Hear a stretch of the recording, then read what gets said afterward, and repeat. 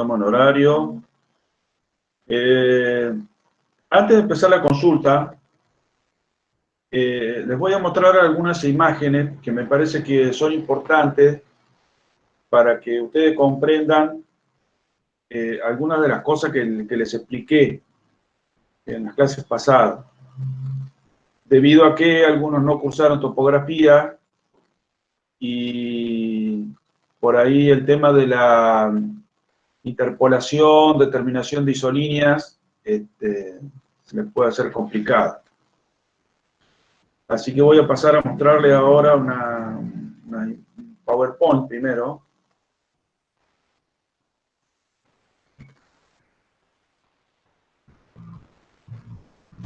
¿Lo pueden ver ahí?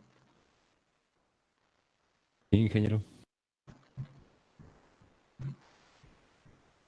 ¿Lo pueden ver? Sí, ingeniero. Sí, Sí, se ve. ingeniero. Sí. Bueno, cuando yo les mostré el mapa con la altimetría de la cuenca, ustedes lo que están viendo es una proyección horizontal, como esta que está acá, ¿no?, de cortes que se hace del relieve a distintas altitudes. Fíjense, acá está cortando con una horizontal los 500 metros sobre el nivel del mar. Acá los 525, los 550 y los 575. ¿Cuál es la cosa común, digamos, de esto? Y es que, fíjense que la diferencia entre una capa y otra, entre un corte y otro, es igual. Estamos hablando de 25 metros, es decir, que hay un corte cada 25 metros. Al ser igual se llama equidistancia. X de igual distancia. Es con una equidistancia. La equidistancia en este caso es 25 metros. Entonces yo voy a poder dibujar la proyección horizontal de las curvas de nivel, que son las líneas que unen puntos de igual nivel, en una proyección horizontal. Fíjense, por ejemplo, de 500, acá nomás ya está dibujada, esta parte que está acá, y esto, el resto sería, digamos, lo que está por detrás, que acá no se ve. En el dibujo de 3 dimensiones no se ve. En la medida que subimos 25 metros, la curva de nivel es concéntrica, ¿no es cierto?, y cerrada, porque no siempre se da así, sobre todo en las cuencas. Ustedes van a hacer un corte, pero la curva no es cerrada, salvo la zona del ápice de la montaña. Bueno, fíjense acá en el ápice de la montaña cómo queda el corte de la última altitud. Evidentemente, el punto más alto, cualquiera de estos tres, no llega a los 600, porque si no hubiera habido otro corte. Bien. Ahora les voy a mostrar otra imagen, que es la que nos interesa a nosotros. A ver.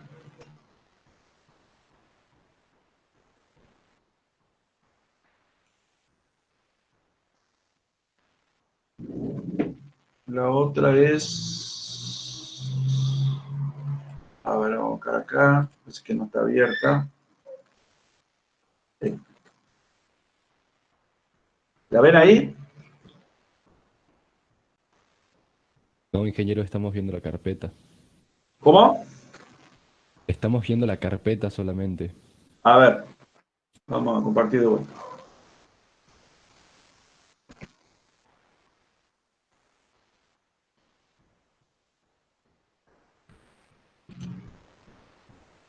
Vamos a compartir de vuelta.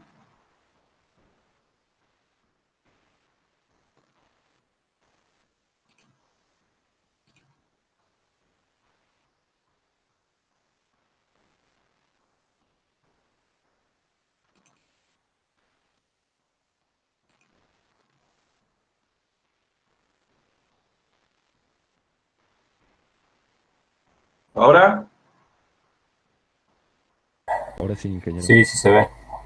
Bueno, Fíjense que esto es una representación tridimensional, pero es más fácil entender cómo es la geomorfología de un cerro, de una serranía.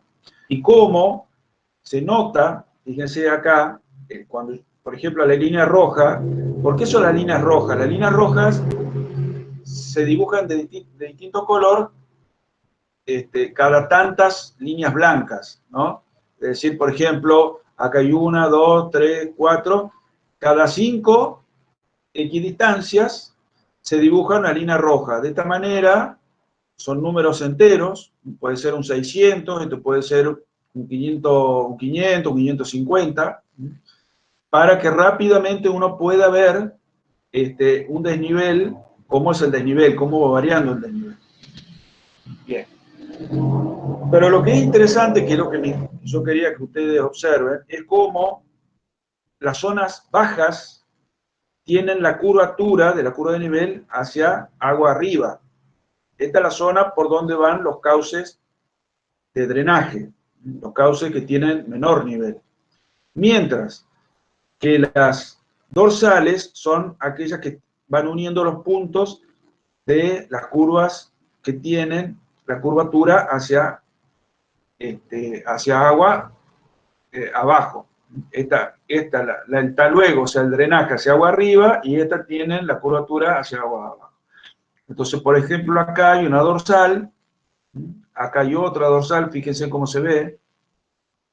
Acá lo mismo, fíjense, esta es una dorsal, fíjense cómo es la curvatura de la línea de la curva de nivel, y se mete para adentro y hacia agua arriba, en el punto más bajo, donde está el cauce de drenaje.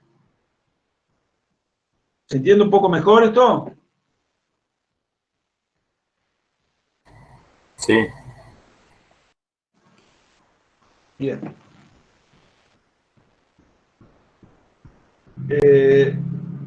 Ahora les voy a mostrar los 3 métodos de cálculo de una precipitación media sobre una cuenca. Uno no se los voy a volver a repetir, que es el de la media aritmética, porque ese es muy fácil, muy sencillo. Vamos a ver ahora el PowerPoint. Tengo abierto acá.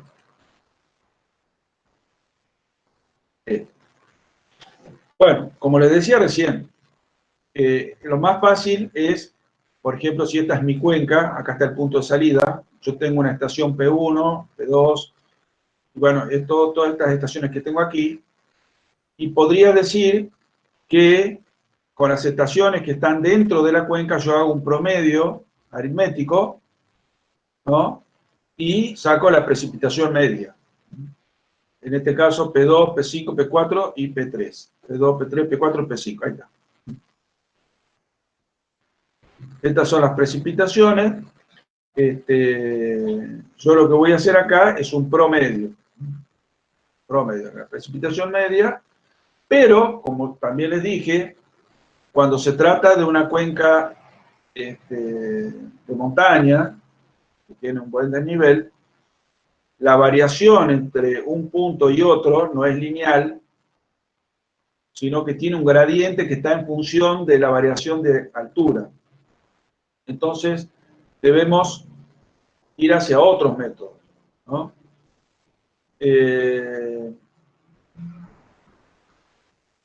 Por ejemplo, el método de las isoietas. Iso igual ietas monto de lluvia. Entonces, estas líneas son líneas que unen igual puntos de igual monto de lluvia. Yo aquí tengo, por ejemplo, P5, fíjense, P5, bueno, me tengo que ir al otro, me tengo que ir a la otra diapositiva. P5 tenía 50 milímetros. Bueno, ahí está, este tiene 50, y por eso la isolínea de 50 milímetros pasa por ahí. ¿Cuál va a ser la equidistancia que voy a adoptar? Bueno, va a estar en función de cuántas líneas. Yo sé que tengo el valor mínimo es de 0 y el máximo de 50. Yo tengo que tener en cuenta cuántas isolíneas quiero que me describan la variación de la lluvia dentro de la cuenca. En este caso, se decidieron por 5 curvas. 50 dividido 5 curvas, la equidistancia termina siendo de 10 milímetros. Entonces, yo dibujé la de 50, ahora tengo que pasar a dibujar la de 40. Vamos a ver los datos. ¿Hay alguna estación que tiene 40? Sí, la P4. La P4 vendría a ser esta, ¿no? Fíjense, la isolínea pasa por ahí. Ahora, P5 tiene 50 y P2 tiene 20. Tiene 50 y este tiene 20. Entonces, la línea de 40, yo tengo que hacer una interpolación lineal acá. Voy a hacer una interpolación lineal.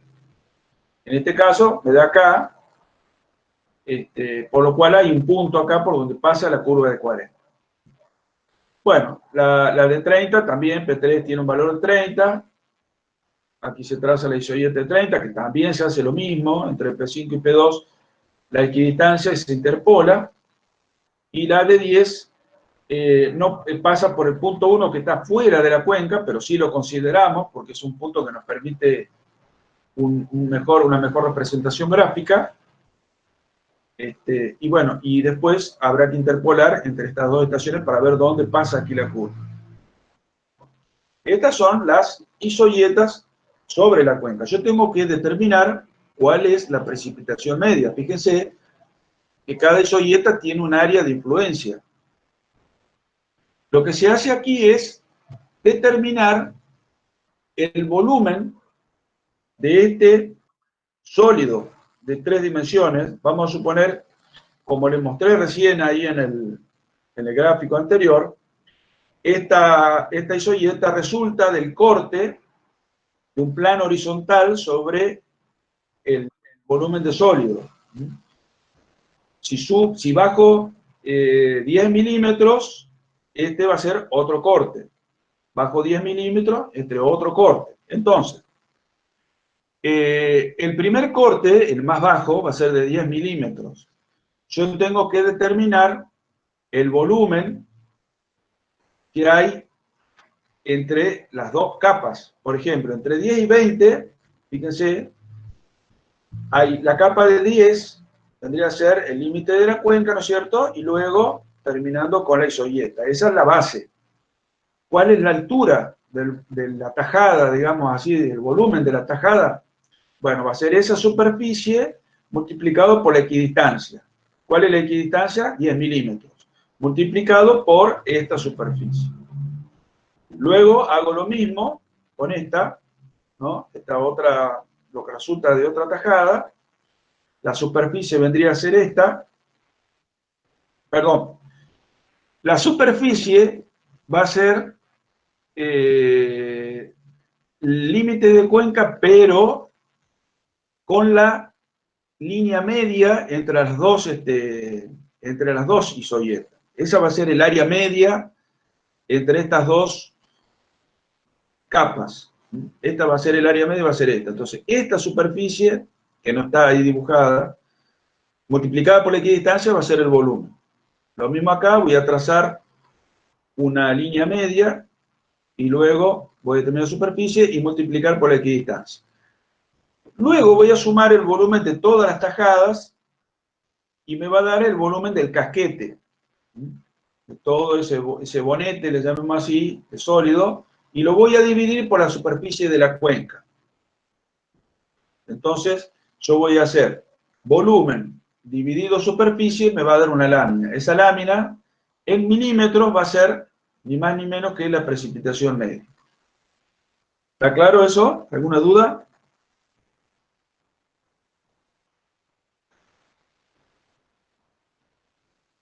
Bien, hay otro método que es el método de polígonos de Thyssen, que se aplica indistintamente con el de la media aritmética, porque sirve para áreas planas, áreas de llanura, pero no para áreas orográficas, porque asume que la relación entre las precipitaciones es de tipo lineal, aritmético, o geométrico, perdón. Vamos a ver cómo se determinan estos polígonos de Thyssen. Yo tengo la estación P5, la estación P2, P4, P3, P1. Esta no la voy a considerar, no está considerada acá en el ejemplo. Y lo que voy a hacer es unir, fíjense acá están con líneas de puntos, todos los puntos de las estaciones.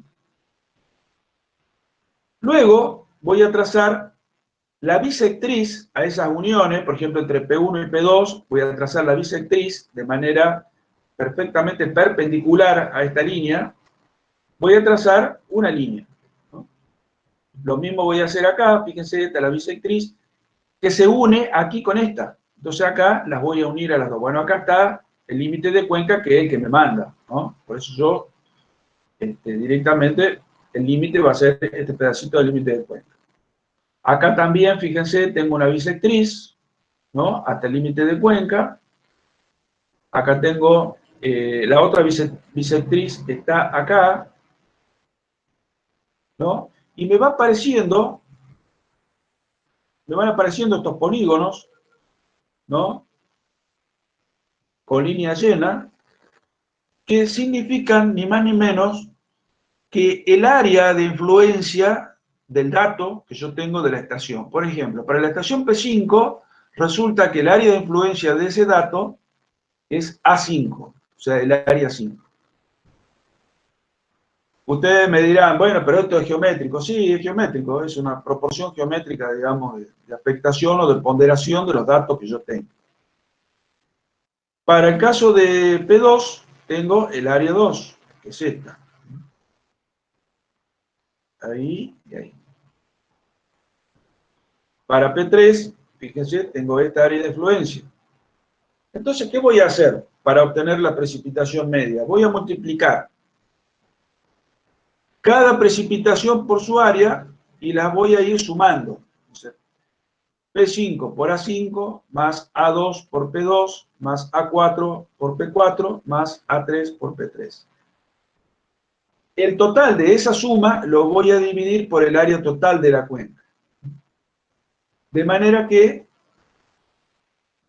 me va a resultar la precipitación media de la cuenca con estos factores de ponderación, que son factores de área. Son pesos, ponderaciones, con porcentajes de área. Bueno, estos serían los tres métodos de determinación de la precipitación media en una cuenca. Yo, como sé que el ingeniero Lazarte no se los explicó, procedo a hacerlo. Bien. Ingeniero, Sí. tengo una pregunta respecto al método de Thyssen. ¿Por qué tomó en cuenta la estación 1, que estaba fuera de la cuenca, y no tomó en cuenta la estación 2, prima creo que era, que también estaba fuera de la cuenca? La verdad que no te sé responder porque es un ejemplo que yo tomé de una bibliografía. A veces puede ser porque se lo considera como que está muy alejada de la cuenca, ¿no es cierto? O el dato no es bueno, vaya a saber. Porque ahí está con el nombre de P2'. O sea, no sé si eso significa algo o no, pero en realidad, cuando uno tiene información a la vuelta de la cuenca, por más que esté afuera, la tiene que adoptar porque siempre es bueno. Cuando más información tenga, mejor. Y si, como estamos trabajando con una cuestión geométrica, a veces es bueno tener puntos afuera para poder cerrar los polígonos. ¿Estamos? Bien, gracias. Ingeniero, Sí. ¿cómo sería el área de influencia en el método de las isoietas? Vamos de vuelta.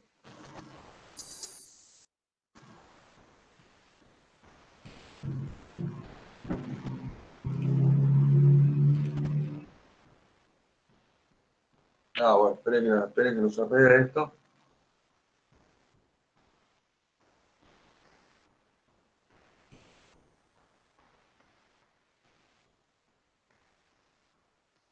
Bueno, ¿ahí lo ven?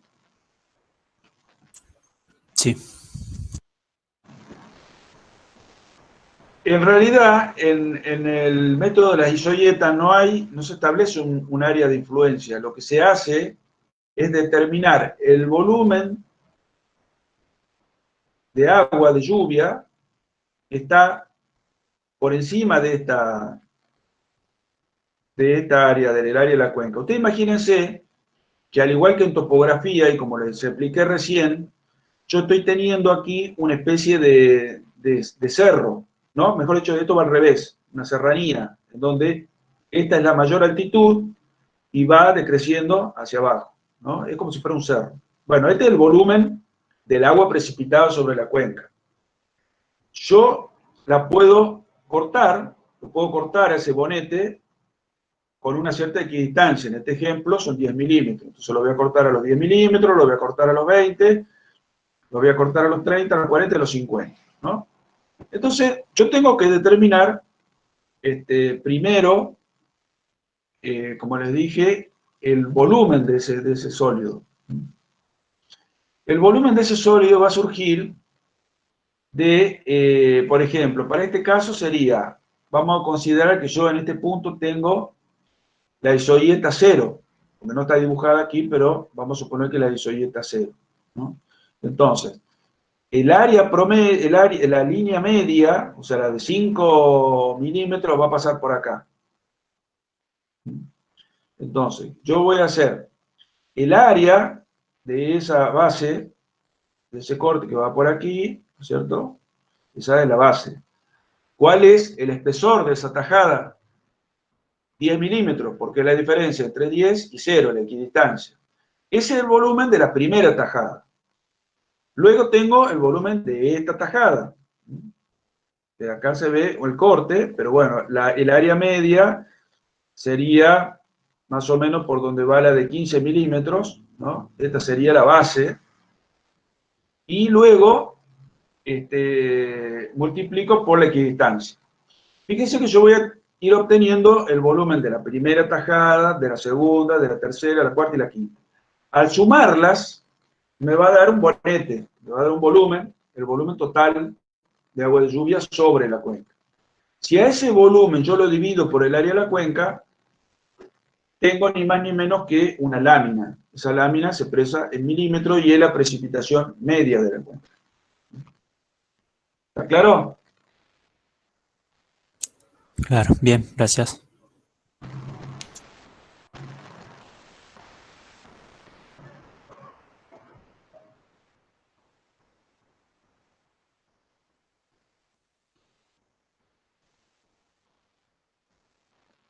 Bueno, esos dos aspectos yo les quería comentar para que de alguna manera mejorarle el entendimiento en estas cuestiones que todavía no la han podido ver.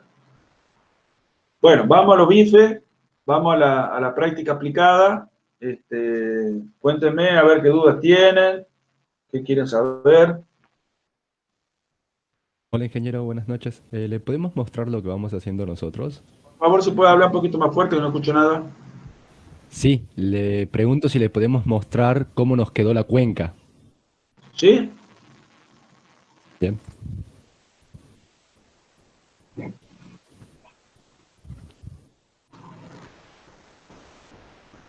Ahí está viendo la pantalla. Sí. Bien. Bueno, acá está superpuesto el PDF que nos brindó la profesora con las curvas de nivel del archivo DWG y más o menos esta es la forma que nos quedó de la cuenca, la que está con la línea celeste. ¿Puede ser que tenga esa forma? Le hago una pregunta. ¿Ustedes no lo trabajaron sobre Google Earth? Lo hicieron sobre AutoCAD. Sí, Yo te digo la verdad, acá, por lo menos en lo que estoy viendo acá en la pantalla, no veo nada. No veo ninguna curva de nivel como para decirte está bien o está mal. claro. Pasa que son curvas muy pequeñas, o sea, tienen una equidistancia muy pequeña para el área que es. Entonces se ve como que están muy juntas. A ver. Sí, ahí sí se las está viendo. Por eso no se las ve prácticamente. Se ven como si fuesen una mancha.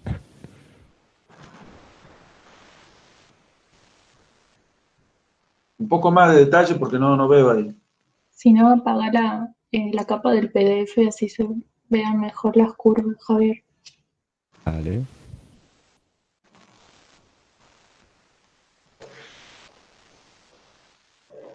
Ay, esto está muy complicado hoy, ¿no? ¿A dónde está el dique acá? Está... Dale, confirmo. Acá está el dique. Ajá.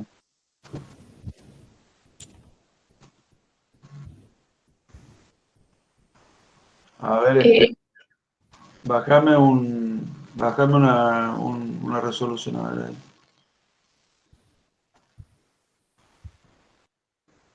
Correr un poquito hacia la derecha la imagen. ¿Sí? No, hacia el otro lado, hacia el otro lado. Ya.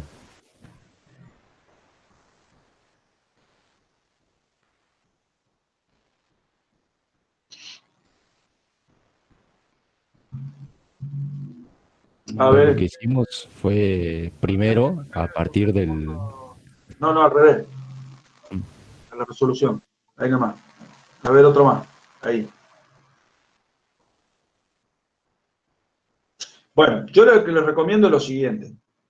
Para que ustedes para que sea más fácil, digamos, ustedes de darse cuenta si esto está bien o mal. Porque yo acá, la verdad, me dificulta bastante poder ver si está bien o mal. Tomen desde el dique derivador hacia agua arriba, vayan marcando la red hidrográfica, que es una de las cosas que tienen que hacer. Aunque no esté definido el límite de cuenca, cuando hagan la red hidrográfica, va a salir solito el límite de cuenca. Bien, ingeniero, vamos a hacer eso entonces. Otro elemento, otra herramienta que pueden utilizar son Google Earth, porque más allá de que ustedes no trabajen sobre Google Earth, pueden ir comparando, o sea, ir mirando a ver si los cauces van por ahí o no van por ahí. Claro, sí nos ayudamos del... sí, nos íbamos fijando paralelamente en Google Earth porque en el PDF no se distinguían bien dónde había Como zonas más altas y eso. gráfica, porque además igual la van a tener que hacer, este, porque después tienen que contar los segmentos de los distintos órdenes de cauce, y solita les va a salir el límite de cuenca, se van a dar cuenta enseguida si está bien o mal. Bien, gracias. Bien, ingeniero, muchas Javi, gracias. no sé si me Sí, Martín. permitís, nosotros Sí, trabajamos claro. un poco sobre el Google Earth, ingeniero. No sé si le podemos mostrar más o menos lo que tenemos. Si me permitís, Javi. Ah, gracias. Sí, obvio, no éramos...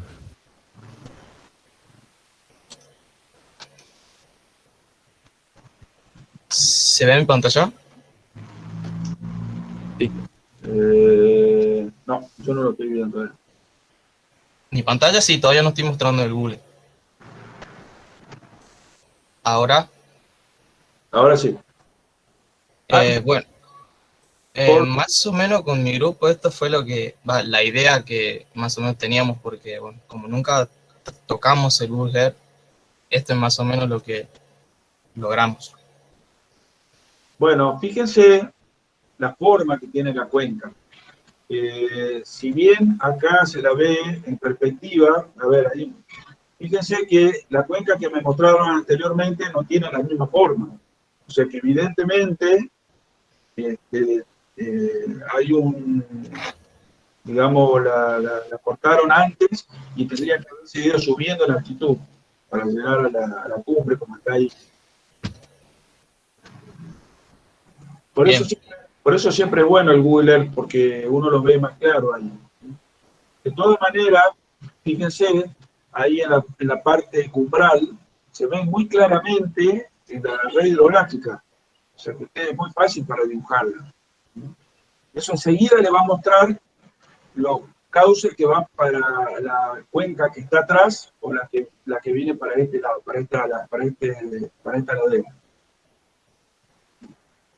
Ahí está un poco exagerado el relieve, lo cual es muy bueno porque a veces es necesario hacer eso para darse cuenta dónde está el límite, lo que les digo, para dónde está la naciente hacia una cuenca y hacia la otra. Ahí fíjate que, por ejemplo, a la izquierda, parece que la han cortado al límite de cuenca. ¿de este ¿No? lado o de este? Y ahí donde tenía la manito, un poquito más arriba, Acá. Sí, fíjate, ahí hay una dorsal a la izquierda, que ahí, abajo, abajo, abajo, ahí al lado a la derecha. Esa dorsal que está ahí, ¿ves? Esa dorsal vendría a ser el límite de la cuenca. Ustedes me parece que trazaron el límite sobre el cauce, no sobre la dorsal. O sea, tendría que haber venido un poco más por este lado. Exactamente. Ajá, bien. Y acá como que nos confundimos un poco porque como el terreno nos confunde, no sé si está bien esta parte de la cuenca o tendría que venir más por esta zona. Bueno, vuelvo a repetir. Hagan la red hidrográfica y se van a dar cuenta perfectamente dónde va el límite de cuenca. Si está bien o está mal. Ajá, bien. Perfecto, ingeniero. Arranquen con el cauce principal y de ahí van tirando todo lo tributario. Ah, y otra duda. Acá como que nos mostraba medio raro esta parte del cauce. Nosotros lo metimos más por este lado, porque como que nos daba como en el borde. No sé si estará bien eso. No sé si Y lo logra ver. Es que, perdón que me meta, pero eso es el límite entre Tucumán y Salta, no el río. Ah, sí, bien flashero entonces. Gracias. De nada. como yo creo que les comenté, no siempre los límites políticos respetan los límites naturales, ¿no? Bien. Bien, ingeniero. Bueno, eso es lo que tenemos. Que Gracias. la acotación que hace la compañera, Ujú. porque eso muestra cuál es la parte de Cuenca que es de Salta y cuál es la parte de Cuenca que es de Tucumán, ¿no? Ahí se ve clarito que es una cuenca interprovincial. Y de paso aprovecho para comentarles, lo vamos a ver más adelante cuando veamos la parte de demanda, y es que los caudales que se derivan desde el río Tala, el 50% va a Salta y el 50% va a Tucumán.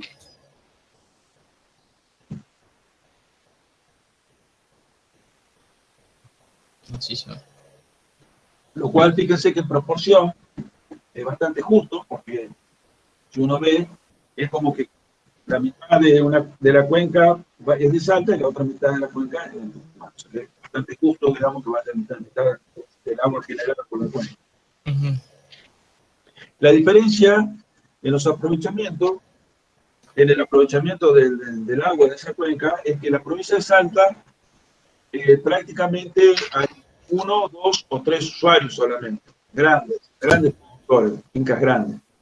Mientras que del lado de Tucumán, todo el límite con Salta hasta la localidad de Trancas, hay un área productiva muy importante, alrededor de las 2.100 hectáreas, perdón, 3.000 hectáreas, y que son muchos usuarios, ¿no? Hay usuarios pequeños, medianos, todo un poco. Esa es la gran diferencia en cuanto al aprovechamiento hídrico de la cuenca Salta. Cuenca Tala. Ingeniero, otra pregunta. ¿También marcamos los tributarios acá en el Google o solamente en el archivo CAP? No, en el AutoCAD directamente, porque si van a trabajar con la base de AutoCAD, háganlo directamente ahí. Solamente si tienen dudas, vayan a Google Earth. Bien. Ingeniero, Muchas Sí, gracias. disculpe, yo tengo una duda ahí. Matías, no sé si podés seguir ahí compartiendo. Sí, sí. Entonces, ingeniero, los límites de la cuenca uno lo traza a través de la red hidrográfica, ¿verdad? el límite de cuenca es, como les dije hoy, la divisoria de cuenca. Es la línea que une los puntos de mayor altitud y que determina que una gota de lluvia va a una cuenca o va a la otra, ¿no? En este caso, esa línea azul indica que toda el agua que cae dentro de ese espacio va a parar al dique Tala. Bien, bien. Y ahí, ingeniero, entonces siempre el cauce principal tiene que estar contenido por dentro de la cuenca, Obviamente, no en el límite. Bien, bien. Bien, bien. Gracias. toda la red de drenaje lo que hace es conducir el agua hacia el dique Tala.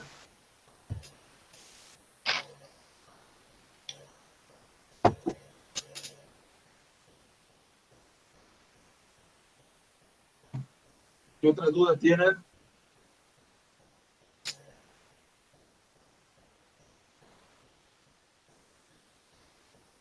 Esa era nuestra duda, no me creo. No sé si alguno de mis compañeros necesita que siga compartiendo algo. Bueno, no sé qué otras consultas tienen, qué otras preguntas tienen. Ingeniero, nosotros también tenemos una duda con respecto al cálculo del tiempo de concentración. Sí. ¿Cuál de las fórmulas aplicamos? Porque hay varias que están No, ahí. tienen que aplicar Kirpich. Si Bien. no quedó claro, se lo confirmo. Tiene que aplicar Kirpich. Bien, bien, bien. Gracias, ingeniero. Ingeniero, le consulto yo porque ahora usted dijo que lo hagamos en AutoCAD, pero ahí en Google Earth yo puedo calcular tanto el área como el perímetro. No me conviene trabajarlo directamente en el Google. Bueno, hay un programa que se llama Global Mapper. Lo saben manejar, y creo que les traza la red hidrográfica de una. Por supuesto que tienen que revisarlo y hacer algunas correcciones, porque a veces cuando hay una zona montañosa, a veces comete algunos errores. Bueno, yo pensaba que algunos de ustedes lo sabían manejar, pero bueno, si no, lo pueden hacer indistintamente, con Google Earth o con AutoCAD. Bien, le consulto porque me confundía mucho con todas las líneas de nivel que había en el AutoCAD y acá directamente me lo daba calculado y después en uno de los apartados me pide que trabaje con el perfil longitudinal, que también lo puedo trabajar directamente desde Google Earth. Entonces, Sí, por supuesto. bien. Aníbal. Gracias.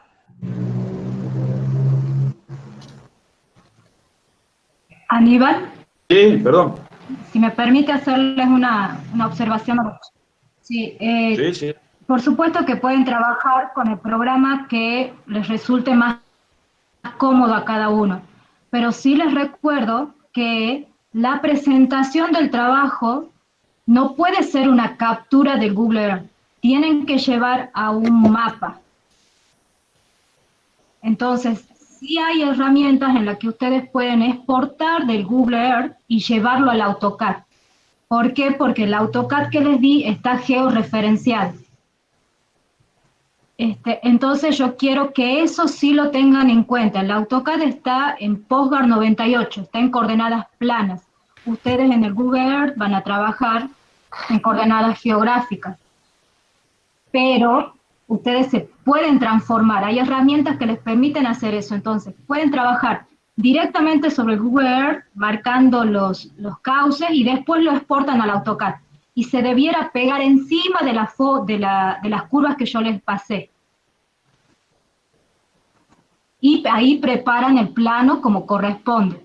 Y segundo, pueden trabajar en el Global Mapper, y en el Global Mapper creo que les permite generar mapas también. Pueden trabajar en formato GIS y el formato GIS les permite generar mapas. Eso creo que es lo más importante. Podemos usar muchas herramientas, pero tenemos que estar conscientes de poder traspasar una información a la otra. Y todo eso se hace trabajando en forma georreferencial. Eso en la parte de hidrología, que tal vez, no sé si lo venían haciendo en las otras materias, ustedes venían haciendo planos de AutoCAD que no estaban georreferenciados, que tenían una referenciación local, digamos. En este caso tenemos una georreferenciación global, entonces todas las capas, porque más adelante vamos a buscar información en Internet, y esa información la podríamos llegar a descargar y que esté georreferenciada. Entonces, si nosotros somos ordenados desde el inicio, podríamos superponer información nueva que encontremos, porque hoy podemos encontrar información en Internet que está georreferenciada. Entonces, en ese sentido, sí quisiera que trabajen de esa forma prolijamente, digamos. Bien, gracias. Bien, ingeniero, gracias. Le comento que el martes vamos a empezar con un tema nuevo, la parte de demanda, pero los 15 minutos anteriores, antes de empezar la clase, van a tener 3 preguntas muy sencillas, cortitas, teórico-prácticas, para ver cómo van avanzando con los temas. Luego el jueves, yo tengo previsto que ustedes vayan entregando este trabajo, pero bueno, vamos a ir viendo a ver durante la semana, a ver cómo van avanzando. Sí, métanle pata para no ir quedándonos atrás con los temas. Ingeniero, disculpe, y después la entrega, ¿cómo sería? ¿Habría que entregar el AutoCAD con un informe o...? Buena pregunta. La entrega es en AutoCAD, como dice la ingeniera Eve, en un plano, con un rótulo, todo como ustedes están acostumbrados a presentar. Ustedes van, una vez que termine el tema de hidrogeomorfología, vamos a pasar a la parte de demanda y luego vamos a pasar a la parte de hidrometría. Ustedes van a desarrollar todos esos temas, los vamos a ir cerrando con un pequeño cuestionario, y luego, una vez que termine la parte de hidroeconomía, que la van a ver con el ingeniero Gervasoni y el ingeniero Díaz, recién ahí van a poder completar todo el estudio de cuenca del río Tala. Y es muy probable que esa presentación de ese trabajo final no lleguen al final del cuatrimestre, sino que lo hacemos a inicios del cuatrimestre siguiente. Se establece un día en donde ustedes preparan un PowerPoint y hacen la presentación del trabajo que obviamente ya está presentado antes del fin del cuatrimestre, ¿no? Corregido y terminado.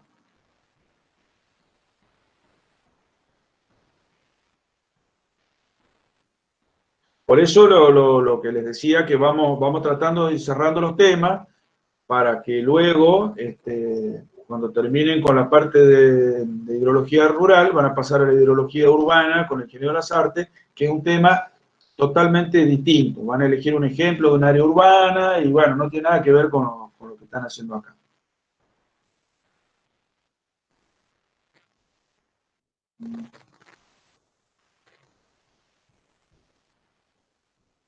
¿Otra duda? ¿Consulta?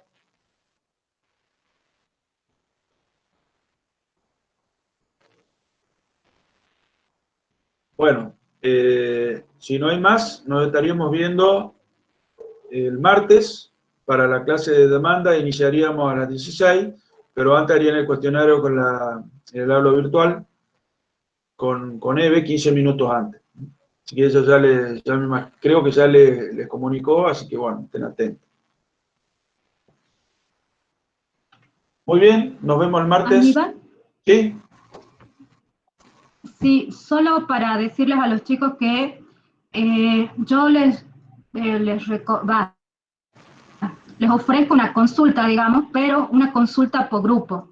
Ya sea que lo organizamos una parte de los grupos el día viernes y otra parte el día lunes, pero yo quisiera que cada grupo me muestre cómo han ido avanzando, cosa que nos dediquemos unos 15 minutos a cada grupo, así vemos cómo van con las cosas. Sí les diría que siempre sea, como han mostrado ahora, sobre un avance que ellos tengan, porque si no, no va a ser muy productiva la consulta. Así que yo les diría, el día viernes o el día lunes, me avisan, coordinan ustedes ahí y le avisan a Mariela en el grupo y ella me va a avisar y hacemos una consulta con cada uno de los grupos.